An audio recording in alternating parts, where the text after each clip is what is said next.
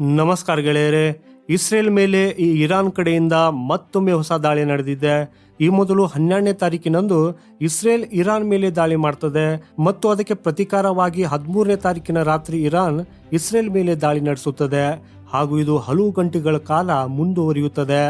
ಆನಂತರ ಸ್ವಲ್ಪ ಸಮಯದವರೆಗೆ ಈ ಪರಿಸ್ಥಿತಿ ಶಾಂತವಾಗ್ತದೆ.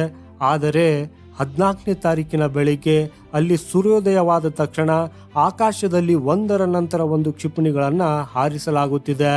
ಇಸ್ರೇಲ್ನಲ್ಲಿ ಅವುಗಳನ್ನು ಇಂಟರ್ಸೆಪ್ಟ್ ಮಾಡಲಾಗ್ತಾ ಇದೆ.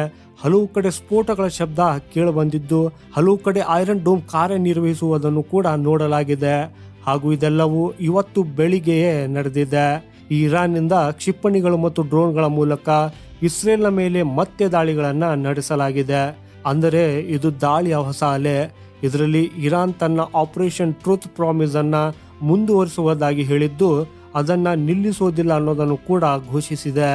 ಯಾಕಂದ್ರೆ ಇಸ್ರೇಲ್ ಈ ಬಾರಿ ಇರಾನ್ಗೆ ದೊಡ್ಡ ನಷ್ಟವನ್ನುಂಟು ಮಾಡಿದ್ದು, ಅದರ ಉನ್ನತ ಮಿಲಿಟರಿ ಕಮಾಂಡರ್ಗಳು, ಮುಖ್ಯಸ್ಥರು, ಪರಮಾಣು ವಿಜ್ಞಾನಿಗಳು ಎಲ್ಲರನ್ನೂ ಇಸ್ರೇಲ್ ಉದ್ದೇಶಿತ ದಾಳಿಯಲ್ಲಿ ಹತ್ಯೆ ಮಾಡಿದೆ.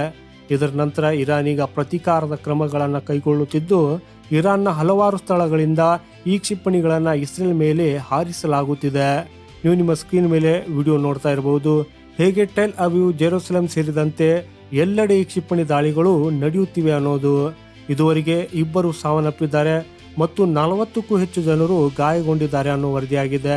ಕಳೆದ 24 ಗಂಟೆ ಒಳಗೆ ಇಸ್ರೇಲ್ನ ವಿವಿಧ ಪ್ರದೇಶಗಳು ಇರಾನಿನ ಕ್ಷಿಪಣಿಗಳ ಮೂಲಕ ಗುರಿಯಾಗಿವೆ ಅಂತ ಹೇಳಲಾಗ್ತಾ ಇದೆ. ಕಳೆದ ರಾತ್ರಿ ಅಂದ್ರೆ 13ನೇ ತಾರೀಕಿನಂದು ಇರಾನ್ನಿಂದ ಪ್ರತಿ ದಾಳಿ ನಡೆದಾಗ ಸುಮಾರು 100 ಬ್ಯಾಲಿಸ್ಟಿಕ್ ಕ್ಷಿಪಣಿಗಳ ಅಲೆ ಬಂದಿತ್ತು.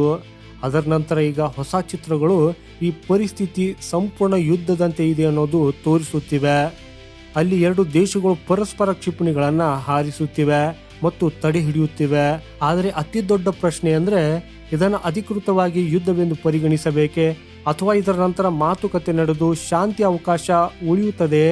ಯಾಕಂದ್ರೆ ನಮಗೆ ಈಗ ಲಭ್ಯವಿರುವ ಮಾಹಿತಿ ಪ್ರಕಾರ ಈ ಬೆಳಿಗ್ಗೆ ಸತತವಾಗಿ ಸೈರನ್ಗಳು ಮೊಳಗ್ತಾ ಇವೆ.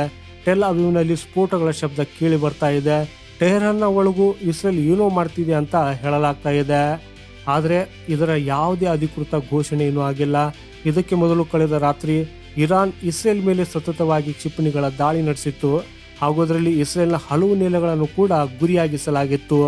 ಇದಕ್ಕೆ ಮೊದಲು ಇಸ್ರೇಲ್ ಇರಾನ್ನ ಏರ್ ಬೇಸ್ಗಳನ್ನು, ಅವರ ಏರ್ ಡಿಫೆನ್ಸ್ ಸಿಸ್ಟಮ್ಗಳನ್ನು ಮತ್ತು ಅವರ ಮುಖ್ಯಸ್ಥರನ್ನು, ಅಂದರೆ ಇರಾನ್ನ ಇಸ್ಲಾಮಿಕ್ ರೆವಲ್ಯೂಷನರಿ ಗಾರ್ಡ್ ಕಾರ್ಪ್ಸ್ನ ಮುಖ್ಯಸ್ಥರು ಸೇರಿದ್ದಾರೆ, ಅವರನ್ನು ಕೂಡ ಗುರಿಯಾಗಿಸಿ ದಾಳಿ ಮಾಡಿತ್ತು. ಅವರ ಈ ಏರ್ ಬೇಸ್ಗಳ ಮೇಲೆ ದಾಳಿ ನಡೆಸಿರುವುದು ದೊಡ್ಡ ವಿಷಯವಾಗಿದೆ. ಇಸ್ರೇಲ್ನ ಏರ್ ಬೇಸ್ಗಳನ್ನು ಕೂಡ ಗುರಿಯಾಗಿಸಲು ಪ್ರಯತ್ನಿಸಲಾಗುತ್ತಿದೆ ಹಾಗೂ ಈ ಆಕ್ಟಿವಿಟಿಯು ಆಕಾಶದಲ್ಲಿ ನಿರಂತರವಾಗಿ ಗೋಚರಿಸುತ್ತಿವೆ. ಇದರ ಚಿತ್ರಗಳು ಸಂಪೂರ್ಣ ಭಯಾನಕವಾಗಿದ್ದು, ಮುಂದಿನ ಕೆಲವು ಗಂಟೆಗಳಲ್ಲಿ ಈ ಪರಿಸ್ಥಿತಿ ಮತ್ತಷ್ಟು ಹದಗೆಡಬಹುದು, ಯುದ್ಧದಂತಹ ಪರಿಸ್ಥಿತಿ ಎದುರಾಗಬಹುದು ಅನ್ನೋದು ಸೂಚಿಸುತ್ತಿವೆ. ಇಲ್ಲಿ ಕೇವಲ ಯುದ್ಧದಂತ ಪರಿಸ್ಥಿತಿ ಅಷ್ಟೇ ಅಲ್ಲದೆ ನಿಜವಾದ ಯುದ್ಧವೇ ನಡೆಯಬಹುದು ಅನ್ನೋದು ತೋರ್ತಾ ಇದೆ. ಯಾಕಂದ್ರೆ ಇಲ್ಲಿಯವರೆಗೆ 2 ದೇಶಗಳ ನಡುವೆ ಕೇವಲ ಕ್ಷಿಪಣಿಗಳ ಎಕ್ಸ್ಚೇಂಜ್ ಅಷ್ಟೇ ನಡೆದಿದೆ ಮತ್ತು ಟಾರ್ಗೆಟ್ಗಳನ್ನ ಅಟ್ಯಾಕ್ ಮಾಡಲು ಕೂಡ ಪ್ರಯತ್ನಿಸಲಾಗಿದೆ. ಆದರೆ ಇಸ್ರೇಲಿ ನಾಗರಿಕರ ಸಾವು, 2 ನಾಗರಿಕರ ಸಾವು ಮತ್ತು 40ಕ್ಕೂ ಹೆಚ್ಚು ಜನರು ಇಲ್ಲಿ ಗಾಯಗೊಂಡಿದ್ದಾರೆ. ಇದರ ನಂತರ ಮುಂದೇನಾಗ್ತದೆ? ಯಾಕಂದ್ರೆ ಇರಾನ್ನಿಂದ ಬಂದ ಅಂಕಿಅಂಶಗಳ ಪ್ರಕಾರ ಸುಮಾರು 78 ಜನರು ಸಾವನ್ನಪ್ಪಿದ್ದಾರೆ ಮತ್ತು 300ಕ್ಕೂ ಹೆಚ್ಚು ಜನರು ಗಾಯಗೊಂಡಿದ್ದಾರೆ ಅನ್ನೋದನ್ನ ಹೇಳಲಾಗಿದೆ. ಆದ್ದರಿಂದ ಇಲ್ಲಿ ಇರಾನ್ಗೂ ನಷ್ಟವಾಗಿದೆ, ಇಸ್ರೇಲ್ಗೂ ಕೂಡ ನಷ್ಟವಾಗಿದ್ದು, ಮುಂದೆ ಏನಾಗುತ್ತದೆ ಅನ್ನೋದನ್ನ ನೋಡಬೇಕಿದೆ. ಆದರೆ ಈ ಪರಿಸ್ಥಿತಿ ಪ್ರತಿ ಕ್ಷಣವೂ ಬದಲಾಗ್ತಾ ಇದೆ. ಇಲ್ಲಿ ಅಪಾಯವಿರೋದು ಇರಾನ್ ಮತ್ತು ಇಸ್ರೇಲ್ ನಿಜವಾಗಿಯೂ ಯುದ್ಧಕ್ಕೆ ಇಳಿದ್ರೆ ಮಿಡಲ್ ಈಸ್ಟರ್ನ ಸ್ಥಿತಿ ಏನಾಗ್ತದೆ ಅನ್ನೋದು. ಇಲ್ಲಿ ಅಮೆರಿಕ ಸುಮ್ಮನೆ ಕೊಡ್ತದ, ಇಸ್ರೇಲ್ಗೆ ಸ್ವಲ್ಪ ಸಹಾಯ ಮಾಡ್ತದ ಅಥವಾ ಫ್ರಂಟ್ ಅಲ್ಲಿ ಬಂದು ಹೋರಾಡ್ತದ? ಇದೆಲ್ಲವನ್ನ ನೋಡಬೇಕಿದೆ. ಹಾಗೂ ಇಸ್ಲಾಮಿಕ್ ವರ್ಲ್ಡ್ ಇರಾನ್ಗೆ ಹೇಗೆ ಬೆಂಬಲ ನೀಡುತ್ತದೆ ಅನ್ನೋದಕ್ಕಾಗಿ ಎಲ್ಲರೂ ಕಾಯುತ್ತಿದ್ದಾರೆ. ಸೊ ಅದಕ್ಕಾಗಿ ಚಾನೆಲ್ ಸಬ್ಸ್ಕ್ರೈಬ್ ಮಾಡಿ. ಇದಕ್ಕೆ ರಿಲೇಟೆಡ್ ಇರುವಂತ ಯಾವುದೇ ಮಾಹಿತಿ ಬಂದರೂ ಖಂಡಿತ ನಿಮಗೆ ತಿಳಿಸೋ ಪ್ರಯತ್ನವನ್ನ ಮಾಡ್ತೇನೆ.